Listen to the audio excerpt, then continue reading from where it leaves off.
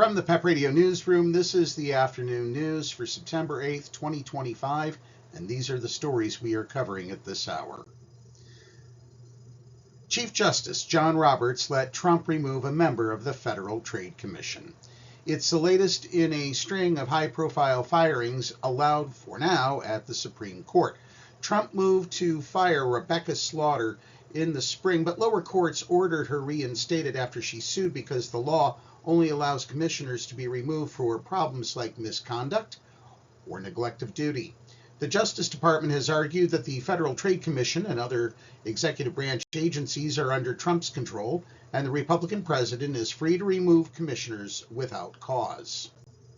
In other Supreme Court news, the Supreme Court has lifted restrictions on LA immigration stops set after agents swept up U.S. citizens.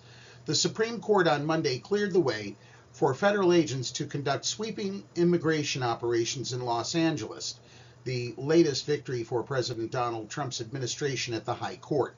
The conservative majority lifted a restraining order from a judge who found that roving patrols were conducting indiscriminate arrests in Los Angeles. The order had barred agents from stopping people solely based on their race, language, job, or location. Trump's Republican administration argued the order wrongly restricted agents carrying out its widespread crackdown on illegal immigration. U.S. District Judge Mami E. Frimpong in Los Angeles had found a mountain of evidence that enforcement tactics were violating the United States Constitution.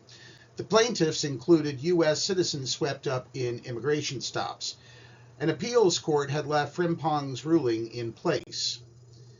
The Supreme Court's 6-3 decision comes as Immigration and Customs Enforcement agents also step up enforcement in Washington amid Trump's unprecedented federal takeover of the capital city's law enforcement and deployment of the National Guard.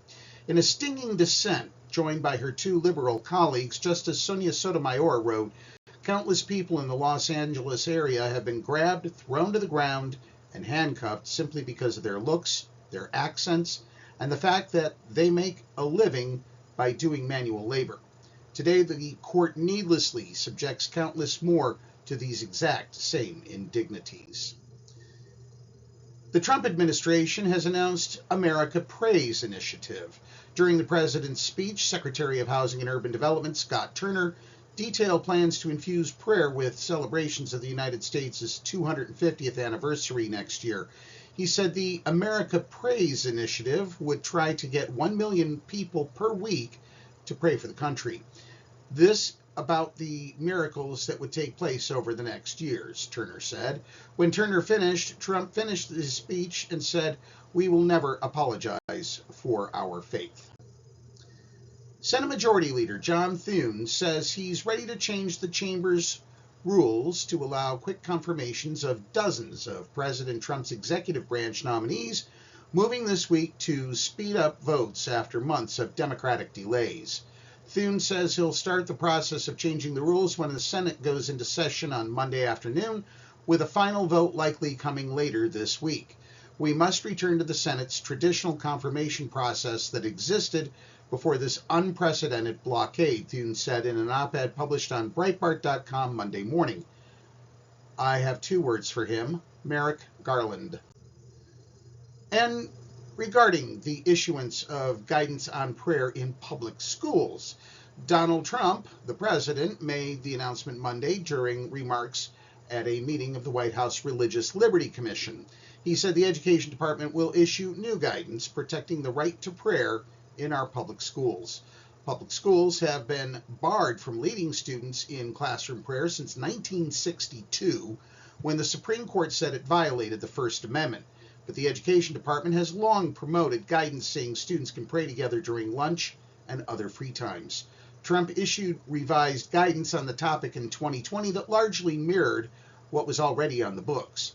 Former President Joe Biden's administration made minor changes in 2023, saying schools can take reasonable steps to ensure students aren't pressured to participate in prayer. And that's the news at this hour. If you are watching our news videos on YouTube, be sure to subscribe to our channel.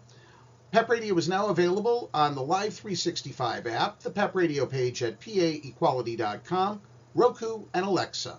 Up next, we have the Meadville area weather forecast here on PEP Radio.